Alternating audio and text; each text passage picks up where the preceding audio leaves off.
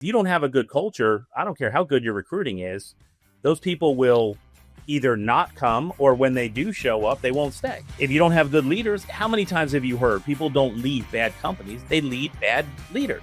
They leave bad managers, right? So you have to have good leaders that create a good culture that now creates an environment where people want to go work. If you're a contractor with multiple CSRs, check out this Service Business Mastery podcast partner, Lace.ai. Lace uses cutting-edge AI to analyze your phone calls, uncover lost revenue opportunities, and empower your CSRs to convert more leads. You can significantly increase revenue without spending extra on marketing or hiring by using Lace.ai to boost your conversion rates. For the first time, you can gain deep insights into customer needs at scale with minimal effort. Elevate your call center to achieve industry-leading booking rates and revenue. Visit www.lace.ai to book a demo today. Now back to the show. Yo, Joshua, really fast, I want to talk about online scheduling for the trades and how they should be affordable, effective, and easy to manage. A really quick second here to share a little bit about the latest group of experts that we've teamed up with, Autobot.ai. Our team of industry experts has developed best-in-class scheduling app that seamlessly integrates with your CRM. Every booked job goes directly into your software and becomes one of our advanced marketing analytics, which is really cool. We can automatically select the marketing campaign of your choice based on how the customer came to your site. Yeah, Tersh, those industry-leading analytics tells you everything that you're going to want to know about your lead, where they came from, what they did before scheduling, and what page they converted on, other things. On average, about 75% of people who start a booking with our app complete it, but we'll give you a more granular reporting that shows conversion rates based on marketing source and medium to help improve your marketing efforts. So honestly, with no contracts, affordable monthly rates, and you really don't have anything to lose. And so it's a great program to try out. And if you use SBM, when you go to sign up for it, you'll actually save $1,500 on the setup fees. Honestly, give it a shot. Tell us what you think. Hello, everyone out there in podcast world. Hope you're having a wonderful day. You're listening to or watching the Service Business Mastery Podcast. I am one of your hosts, Tersh Blissett, sitting virtually next to my co-host, Joshua Crouch. And today we have Kevin Hill from CEO Warrior on the show. And we're going to talk a little bit about leadership and some good jazz about that. Fun fact, Josh and I actually met at CEO Warrior in person for the first time. If we want to consider it magic, and maybe it's not magic, in Tersh's world, he probably thinks it's not magic. He's like, God, why did I ever get connected with this Yahoo? The everyday torture and me blowing your phone up like I did yesterday. It's funny. So yesterday I left the house. I got a new phone and I thought that it was finished updating. Well, it wasn't. It stopped updating whenever I left the Wi-Fi. And so I was gone for like 4 or 5 hours, and I came back to a gazillion messages from Josh because I had no cell service the whole time I was gone. It sure is quiet. It's nice. This is a nice day. There's a reason that I call my marketing company Relentless Digital. It is a personality trait. If I need an answer, I will follow up until I get an answer one way or another. Sometimes it rubs people the wrong way. Most times, most people, ChatGPT has helped me like really reframe my messaging so I'm not an a-hole. But do you want your marketing company not to be relentless? Awesome. Kevin, you do a quick introduction on yourself for those that don't know who you are. Yeah, sure. Absolutely. So again, my name is Kevin Hill. I'm a Director of Training and Master Advisor at CEO Warrior. So I've been involved with CEO Warrior since 2016 as a member. I worked for a company out of Charleston, South Carolina that was an HVAC, electrical, and plumbing company. We also did some crawl space and some 2-day bath, a growing company. Well, let me start that over. We were a struggling company, and then we met, the owner of our company met Mike Aguilera, who was the founder of CEO Warrior. And over the years, we grew the company. That company sold to a private equity firm. When my time was over with the private equity firm, I moved into a master advisor role with CEO Warrior. Prior to that, I had owned a couple other different companies, a recruiting company, which is, I think, the reason why we can talk about recruiting today.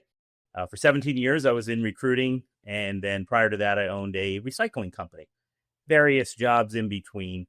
But my recycling company was food waste recycling. So did that for a number of years and sold that organization for profit as well. I just thought you just threw it in the trash. What's that involved? Large restaurants, restaurant chains, grocery stores. We would ask them to separate their trash and their food waste, their cuttings from making food that wasn't eaten at the table, and or at the grocery stores, the meat trimmings, the food that wasn't made, prepared food that wasn't used was all dumped together. And then that mixed with some level of carbon, tree trimmings, what have you, at the landfills become compost soil. And then we sold the compost soil to the farms, who then gave the organic material back in fruits and vegetables to the restaurants. And it created this nice little green circle, if you will. I talked about Jared Williams, who has the Wealthy Plumber Group. He had a plumbing company, sold it, and he's in pressure washing, and he's growing that like crazy. And I met someone, I'm actually wearing my shirt today for the last Spartan race we did, built and sold a outdoor lighting company. That's all they did, is outdoor lighting and like hanging lights for holidays and stuff like that. And really successful, profitable business. Now he teaches other people how to do that. It's wild. Like the things that we're so inundated with HVAC, plumbing, electrical. It's like there is a huge world of service companies out there. We just have to keep our eyes open and be like, hey, I used to have people pay me for dirt. They laugh, but it's a true statement. They literally paid me really good dirt that made their vegetables and gardens grow and grass look really good, but they paid me for dirt. So let's talk about leadership. How do you know if you're a good leader? I don't know. I think of leadership it's not just a title. A lot of people have the title of leader, and leadership takes action every day. You have to lead by example. I don't know how many years ago there was this, I wouldn't even try to butcher who came up with it, but servant leadership was the mentality that came out, right? And a lot of people understand it, a lot of people don't. Can you explain it for a little bit more for people who haven't heard that, or maybe they've heard it, but they don't really fully understand what it means? And I'll give you my definition of what servant leadership is, right? So I think of servant leadership as everyone knows what the traditional org chart looks like, right? They think the leader sits on the top of this org chart, right? And often enough, especially old school home services, I jokingly say the old school service meeting, right? You come in Monday morning, some gruff looking guy standing in front of the meeting, and it's this: you suck, you're cool, you suck, go get me 5 stars. I need 5 stars. I need more revenue. I need happy customers, right? Then you were the leader because you were the ones literally sitting in front of the meeting, right? You were the one talking, giving the demands or the commands or whatever. And scratch all that. That's not a leader. That's a dictator, and there's no room for that. So the leader, I flipped that upside down as what I thought was a servant leader, and what I defined as a servant leader was a person that I pretty much worked for my entire team. I was the resource for my entire team. Did I have slightly more authority than everyone else? Absolutely. But I was there to be a resource. I was there to make sure that they not only had clear expectation of what I expected them to do, ultimate clarity of their job, full expectations of what needed to be done, and then my job was to hold them accountable. People say they want to be held accountable, but then once you start to hold them accountable, then they're like, oh, you're just a jerk. Tersh, you're 100% correct. I think, funny, a lot of people in the CEO Warrior world, they watch this, they're going to start chuckling right now, because there is a term that I use almost every day, whether it's coaching, whether it's me on stage with that silly little microphone, but it's a little equation. And it's clarity plus alignment equals accountability. And in my world, you cannot have accountability if you don't have clarity and alignment. Like, it just doesn't exist. It's like 1 + 1 = 2. You can't get to 2 without 1 + 1. Now, there's a bunch of math people are going to say, yes, you can, and give me a whole bunch of argument about math. Let's just say that 1 + 1 = 2. You can't have accountability if there isn't clarity. The expectations aren't there. If someone doesn't know what's expected of them, how do you hold them accountable to it? If they don't have clear expectations or a why, and don't get me wrong, I still live in a time where I grew up in a world where there was no participation awards. I didn't get a ribbon because I showed up and Those played. are called the good old days, Kevin. Yeah. Right? I didn't get a second place ribbon because I showed up today, right? That wasn't the world I grew up in. Or you didn't get a tip because you went and did your job. Exactly. So I'm going to trigger Tersh. I didn't have to be explained why. When I grew up, if someone told me to do something, whether it was a boss, a leader, my dad, an elder in my families, whatever it was, right? They told me to do something, I just did it. Now there's a why, the next explanation, there's an alignment part. Why are we doing it? Everyone's on the same page. But here's the thing. If you have those two pieces, accountability becomes a little bit easier. And I think an upper level of leadership is when you get the person's buy-in, like leadership 201, 301, 401, right? College level is when you get to say, Tersh, doesn't that make sense? Or even better yet, Tersh, what do you think should be what do you think you can be held accountable on a daily basis? What do you think your level of expectation should be? When you're telling me what it is, that I get to hold you accountable to your own. It's my plan to begin with. I just get you to say it. Like that type of level of communication, unfortunately, does it take you a little bit more time? Yes. Without that, again, I don't believe you can have accountability. And when you don't have that is when you get a lot of that. I can't believe you're holding me accountable. You're a jerk. You're micromanaging me. I followed your steps actually with one individual. Take this with a grain of salt because that individual is a piece of shit to start with. But I gave them the option to let me know what they want, how they want to be held accountable. Because I was at wit's end. I was like, we've got all of the guidelines. Everybody else follows these rules and process and procedures. What will you do? And I'll hold you accountable to that. And they're like, oh, well, I think that you should do this. I think that we should be doing this. And I was like, okay, I can agree with that. Held them accountable to that. And then they want to blow up. Like they just didn't like being held accountable at all, no matter what. As leaders, we have a choice. We can create clarity or react to chaos. Like there's the choice you have. I don't thrive in chaos. And there are some people thrive and live in chaos all day long. That's not me. It's too stressful for me. Make me work too hard, right? I'd rather have ultimate clarity. And again, now you have someone who doesn't want to be held accountable. Well, then there's steps of improvement or steps of promoting them to the competition as well. That's what Tersh did with this individual. That person was released to new opportunities. And I got to hear the whole story. Some people don't deserve the opportunity to be at your company. Well, that could also come back, like, you know, in a certain point. And to be fair, like, you know, Tersh him and I work on a lot of other things outside of this company. So like he was essentially hiring warm bodies too. Like he's getting warm bodies in that could run calls. And so some of that, and he knows, I'm sure if we held him to the fire, he would say, yeah, I could do better on the hiring process in the front end. But that's also an opportunity for anyone listening to this. If those are the people you have in your organization, you feel like what Tersh did, in my opinion, you need to go back to the front of the cycle and figure out who you're hiring, because you're not hiring good people. You're hiring, and I've been there, the first HVAC company I worked at, anyone with a pulse that knew how to read a gauge was getting a job because I needed techs. And I had no idea what I was doing. These guys would come in, and I said, one guy, I remember, because we still had paperwork at this time, it was 2013, 2014. He come in and had his paperwork in, and the dude smelled like a freaking chimney of smoke. Like literally his paperwork, he'd leave it on my desk and it would just stink up the office. It was so bad. He was just like a chain smoker. But like people like that, we were letting people's house, they were having conversations with 3 to 5 feet apart from someone. And imagine what the homeowner's thinking, because we have this type of person in the home and we're letting them in their home saying, yeah, they're great techs, they're great people, they're going to take care of you, they're not going to steal anything. Yeah. And they're a lot of businesses about indoor air quality as well, by the way. While they smell of smoke. He should have been our best salesman for indoor air quality. You would think, right? We've had some of that stuff when I came over to the marketing side. Was we had some people come in, and then within like 4 to 6 months, the alignment and stuff wasn't there. After we got them, we tried to get them on the same page, and they were kind of lazy and weren't doing the things they were supposed to. So we put some systems in place, but then we realized like the hiring cycle needed to be better. And it needed to be more thorough, and we needed to really have people almost disqualify themselves through an applicant tracking system where it's like, here's the first step. If you don't do that, we're not even going to look at your stuff. Then once you do that, then we're going to review it.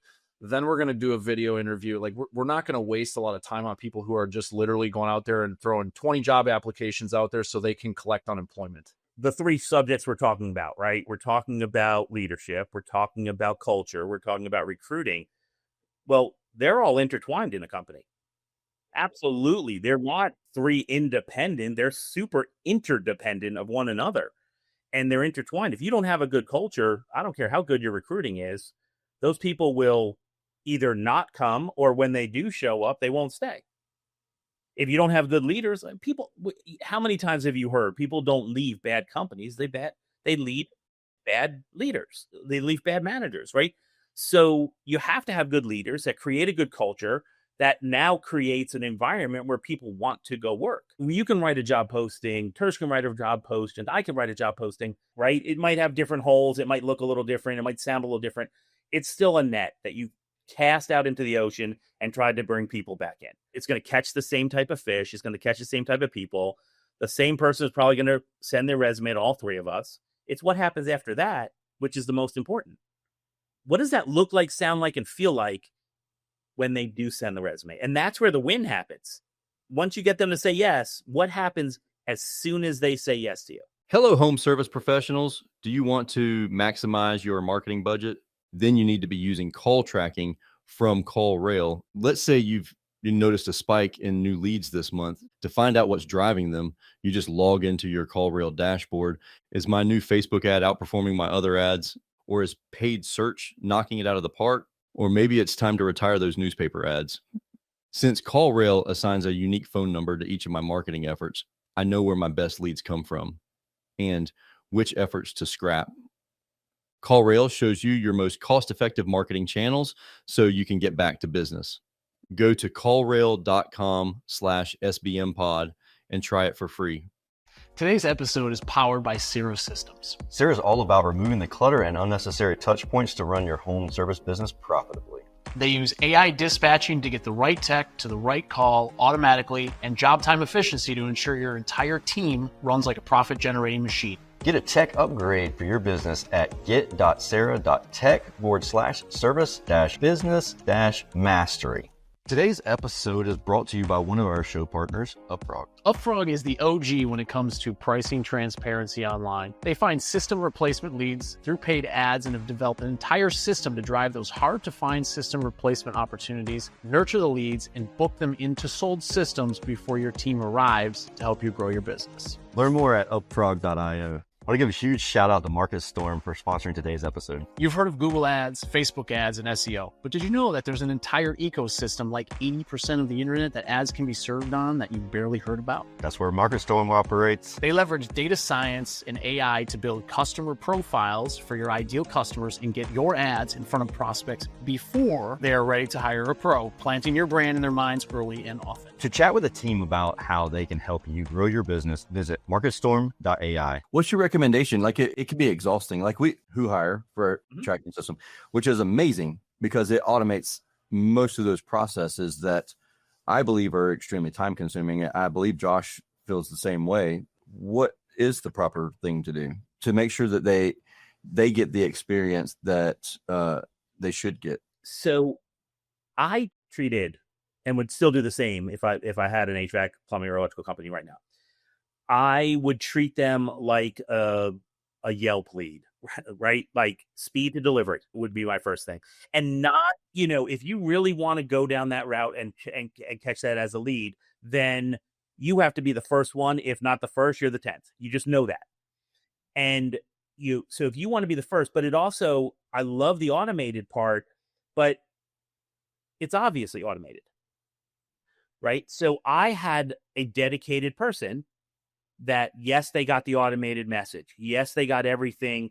Then we use a little bit of AI, which is a phenomenal tool to communicate with that person. But then as quickly as possible, as humanly possible, person got on the phone and did what we used to call the sniff test. It was that initial conversation to make sure that person fit the bill for us. And that initial reaction or interaction, rather, what separated us, because even a lot of people relied simply on the technology and assumed that was going to take all the weight off of the weeding through or getting through the weeds. And some really good people just didn't want to wait. And they went to interview with the first person that actually picked up the phone and spoke to them and gave them a little bit of an interaction. Especially in smaller markets like Charleston or Savannah, there's no waiting a week. No. Like it's something that's a speed lead, like you mentioned. Right. And, there's certainly vendors out there, hire buses and stuff like that will literally go out and find these people for you. And there's a absolute value to those folks as well. But at the end of the day, being the first to speak to them and make them feel important and invite them into your office, in my opinion, the one that's going to win. How do you recruit someone?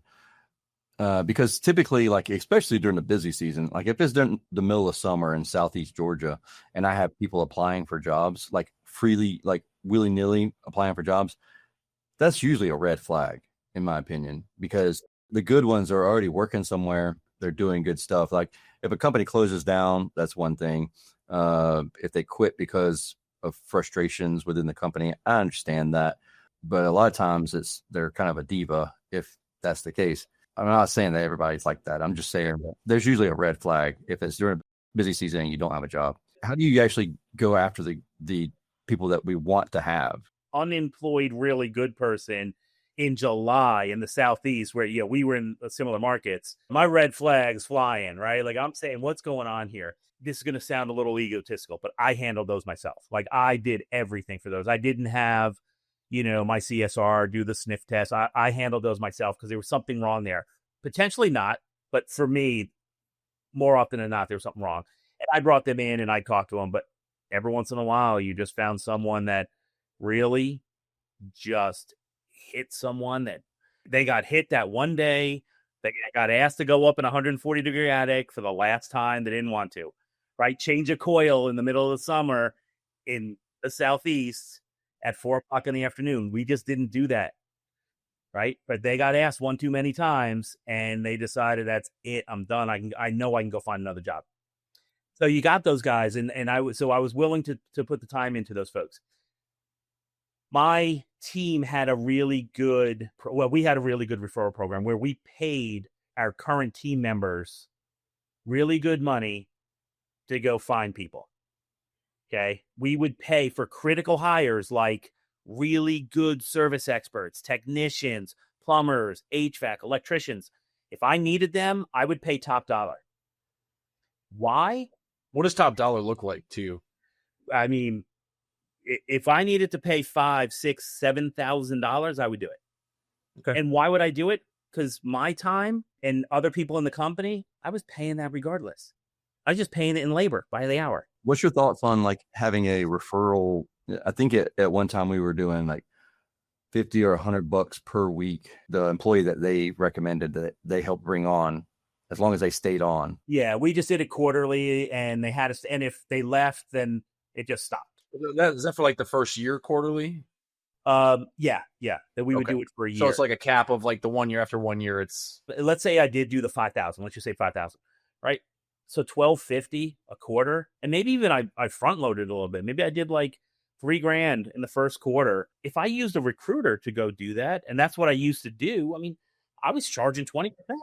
They take like 20% of the salary and stuff like that. It's a lot. I figured it was money well spent. And everyone was happy. We always had recruiter cards. They looked like business cards, but little recruiter cards that we put in the windshields at the supply houses, gas station, pizza place, wherever we saw another vehicle, my guys were putting business cards or recruiter cards in.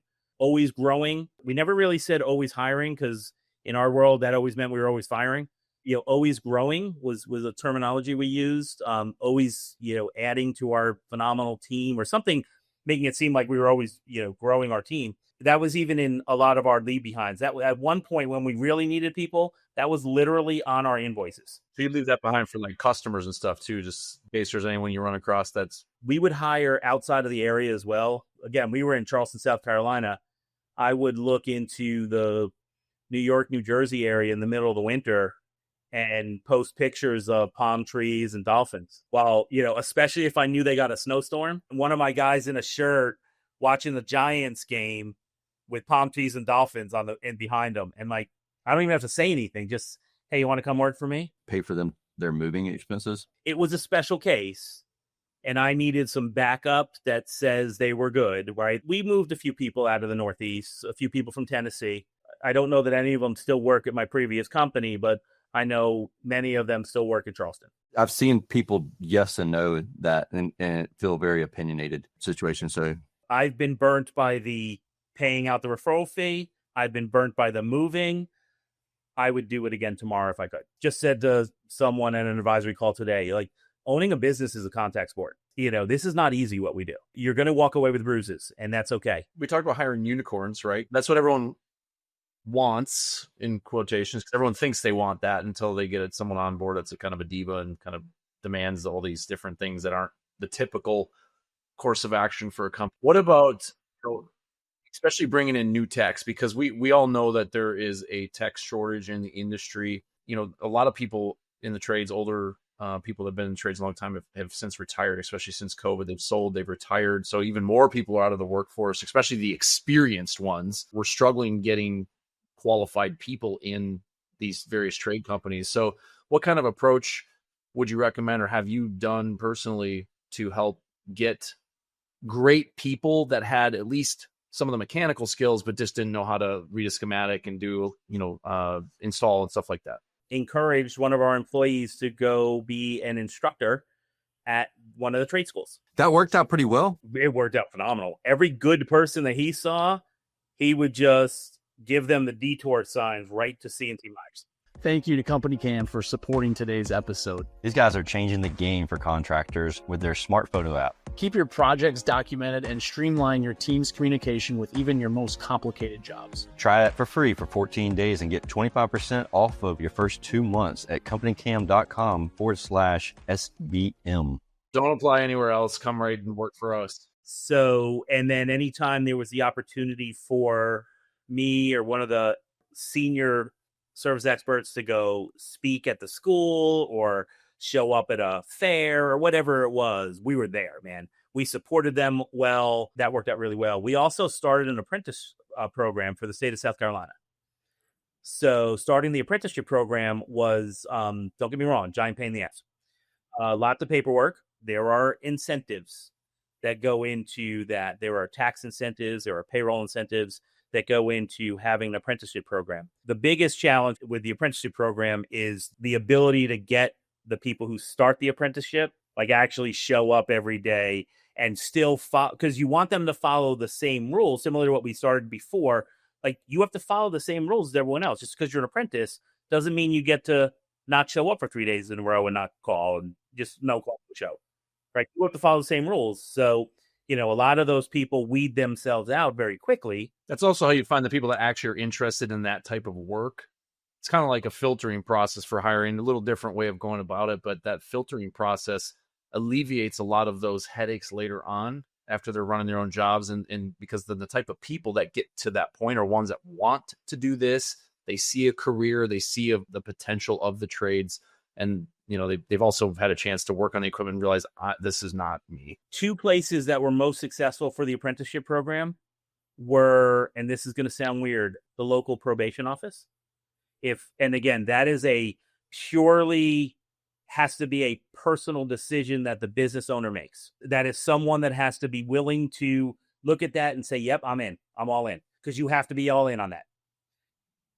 Like, meaning you have to be all in with the mindset that there's going to be people in your business that are going to ask you questions about why did you let this person into the business? I was one of those that said, I was a believer that that anyone deserves a second chance. So with that being said, did you run into issues with insurance or like homeowners, like divulging that information? Like, hey, so-and-so can make the bill in or blah, blah, blah. The apprenticeship program? Okay. We didn't have to worry about it in the apprenticeship program. But if they were hired after the fact? If they were hired after the fact, then we had, yes, there were certain steps you had to take with your insurance program. And sometimes I feel like in the commercial world, if you do like commercial, like there's less issue there. Sure. And like in residential where they're going in somebody's bedroom. Every company typically has some level of ownership over that, where, if every company said if someone had a DWI in their background, they're not going to hire them. A lot less people employed in the world. But you get to that point where you say, here's the line. People who broke the law above the line aren't allowed in our company. Below the line, we'll look at it. Where they will pay the salary of the technician as they're learning to become a technician. We went through that. I didn't know that. That's yeah. cool. And some of them, like, it changes up. But whenever we last did it, they paid his salary for 6 months. How do you get involved or get information on a program, like especially around that the eastern seaboard there, and some of the different, there's a lot of bases that are stationed around the area within 60 to 90 miles. It was a DoD website that I came across one time, and basically they just have to get their commander to sign off on some paperwork, and as long as their commander is okay with it, I mean, and usually, especially if there's a surplus budget, they're okay with it, they're fine with it. Every now and then you'll run into a commander that's like, nah, you're gone, like you're dead to me. The state of South Carolina had a liaison that would put all these lines together for us. They were really pushing the apprenticeship program so that they didn't have to run it. We ran the program, so they would do all the legwork behind just so that they didn't have to actually run the program. So it worked out for both of us. So we talked about a lot of different ways to find people, because I think these ideas are great. Like there's stuff I've learned that I had no idea existed. But let's say we find some people or we get some traction. We always have people coming in and applying. What does it look like after they join the company to really get them part of the culture, get them trained to the level that we need them at? Because I know training, there's the big shops that have like the really nice, everyone thinks they got to have like this fantastic looking setup for training and like a whole training room and a big warehouse and all this stuff, which is not the case. But I'd love to hear your thoughts on that and how, you guys are teaching and coaching contractors to set up their training system. I'm going to take a step back from what you just said, because I think that before training starts, onboarding starts. There has to be a plan of onboarding. I find it so interesting when we talk to our clients and we talk to our members and they get so excited that Billy's starting on Monday or Janie's starting on Monday. And I say, okay, great. What does their onboarding plan look like? And here's the keys. Yeah. Well, I got them this notepad and this pen here. So is that good? Like, no. Like, what makes them feel like they're part of the team, like today?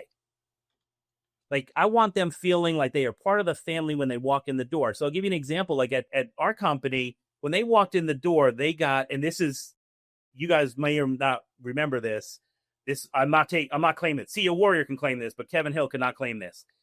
The first dollar letter. Oh yeah. Yeah. I wrote a bunch of those out. Think about this. With the frame and the frame first dollar. Yeah. Remember it, man. Oh yeah. We have lots of those. And what does it cost you? $1. I want a frame that's going to last a long time, not something that's going to fall apart. The concept is you make this person feel like they are so important and such an important part of the family from day one. And think about some of the jobs that you started where you walked in and like the person that met you asks you a question like, who are you? What are you doing here? What are you doing here? And like all that wind you had in your sails walking through was gone.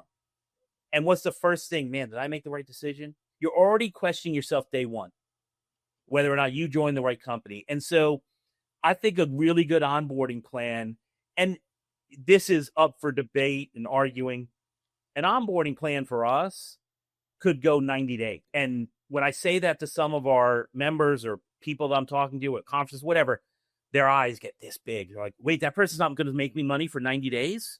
I'm just going to have them on payroll for 90 days? Well, you can throw them out day one, but then by day 30, they might be losing you money. Which is worse? A really good onboarding plan where you do the whole total immersion. They see what everyone does within the organization. They get a feel for what everyone does in the organization. They sit with each person. I had a plumber sit with my accounts receivable person. We all think that, man, these plumbers, these HVAC, all they do is make money. That's how they feel.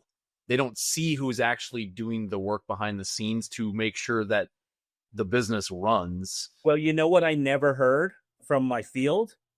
Our prices are so high because we have too many people in the office. Because they walked around and said, oh, wait a second. With this lady right here, she's really important. She collects all our bills. This lady over here, she pays my check. I'm never going to give her a hard time. Right? She's the one who signs the checks, make sure that we get paid. Right? And everyone had, and sitting in that office for a full day, they saw that it was I won't say well-oiled machine. We certainly had our clunks, but it was a pretty good engine. And they saw that. And so they didn't question a lot of things in the office. But that day, everyone has the BS first day HR paperwork. And anyone who's in HR is listening to this, sorry. It's a BS day. No one wants to do that day. right? They want to learn, when am I going to get paid? How much is it going to be? And do I get benefits? That's it. They don't read the book. They just sign the back page. That's why Tersh, he put his handbook into a Slack channel with a custom GPT. So anytime they have questions, I actually need him to do this for me because I've had team members, do we have Memorial Day off? I'm like, are you serious? If they could have asked the channel, that would have been great because then it would be really easy for them to just ask, get their answer, and move on. Yeah, someone just asked me that today about CEO Warrior. Like, hey, are we off on Monday? Yes. Yes, we're off. Coaches are ever off because of our clients' work. We have to be available, but whatever. Yeah, I could be flipping burgers and still answer my phone. I'm perfectly fine with that. I think so. Having a really good onboarding plan is the absolute start. Now, officially answer your question, you're absolutely right. A training program doesn't need, you should have that person. We did day 1 in the office, day 2, and I tried my best to have people start, especially field, start on a Monday. Tuesday, Wednesday, Thursday was with a different person in the field, a senior person in the field. I don't care how senior that person was at starting. They went out in the field, and I had one question when they came back from my current employee, not the new person, but my current employee. Would you hire that person today? Here's the other thing. I wanted buy-in from my senior guys. Because then they'll help train them. They'll pick up the phone when they need them at 5 o'clock on a Friday night. So what am I doing? I'm creating a culture of acceptance for that guy that just started. So now they're putting their arm around them. They're making them feel comfortable, or her, right? And then technical training. We did technical training once a week anyway. And that was just on a regular basis. Once a week, we did technical training. Now, don't get me wrong. That technical training was not done by me. I was not in the field. How did you guys set up a curriculum for that? Because I feel like that's where people struggle because one, like, we don't want to keep tripping over ourselves and talk about the same thing over and over again. We want to continue to learn and grow on that. Was there something that you used for that? We typically did. We just kind of followed a routine of, if we needed to do something that came up in the field quite a bit, like, right, if it was kept coming up, I made a mistake with that. I'll be perfectly honest. I would knee-jerk react to that. Holy cow, we just learned about this XYZ high-end Lennox, and we might have 2 in the field. And we would do a whole training, an hour's worth of training over that represented 0.0001% of my business. I'm guilty of that too. Yeah, if I could say anything, if someone just takes that one little thing out of this conversation, don't do that. How we came about curriculum usually came from my senior guys, what they're seeing in the field and what is trending. And I also leaned on my territory managers, my Lennox reps, my Bryant reps, my Train reps. What are you guys seeing? What's coming down? And then Dynamic Air, and he would come in on a regular basis. He's so quick to come and train too. If you ever get Brett Larson to be able to come on and do any training, that man is fantastic. We used to call him Shamwell Brett. But yeah, no, he was awesome, man. He knows his product left and right. But yeah, and so that we would do that, and then we would get some of the folks from like HD Pro would come in and they would teach about a product. We did try and change it up. The one thing, we would teach a service, technical, product, and we would try and work that around, because if you just came in and taught technical, even the most technical guy is sitting in the corner sleeping. Well, I haven't done this in a while, but I used to do it quite often. And that is having a technician teach about a component and how to diagnose the component. When it was the technical training, I don't do it well, but I would sit in the background and keep quiet. I'm not good at it, I'll be perfectly honest, but I would do my best to sit in the background and keep quiet, just facilitate questions and keep the conversation flowing. I think that's great for the camaraderie and getting them all to interact. Like, we did something similar at Professional, and it was really great because then the guys that had seniority, a lot of experience, are helping the younger guys or the technicians without a lot of experience, and then they feel comfortable asking them questions because they're actually all talking. We all know guys are not necessarily considered the best communicators, so forcing them to be in a situation where they have to talk and they have to ask questions and they have to interact that way, I think just kind of opens those, it kind of breaks down some barriers where it's like, oh, I just call them because we just talked on that 2 weeks ago, and I don't want to stand up in front of a classroom of my peers and look like a complete idiot. So you will practice, train, learn, ask questions. Yeah. One of the things was, like, if we had someone get a callback on the same item twice, then we're like, all right, you're teaching the class next week or the week after or something. You take the potential negative and turn it into a positive.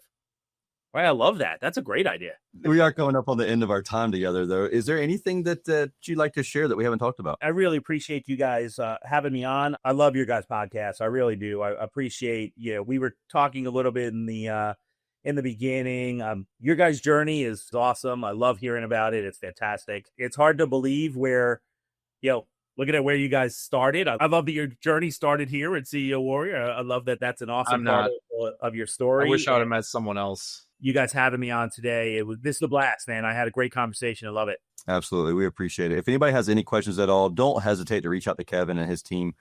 If you have any questions for Josh and I, don't hesitate to reach out to us. We're more than happy to help out and guide you. You have any questions about AI or automation in the trades, we're happy to help. With that being said, I hope you have a wonderful and safe week until we talk again next time.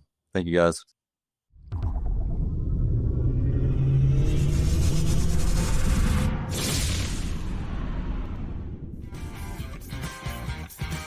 Thank you for listening to this episode of Service Business Mastery.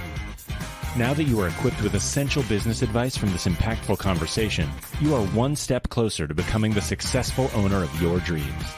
If this episode has been helpful to your business journey, don't forget to subscribe to the show, leave a rating, and share it with other owners as well.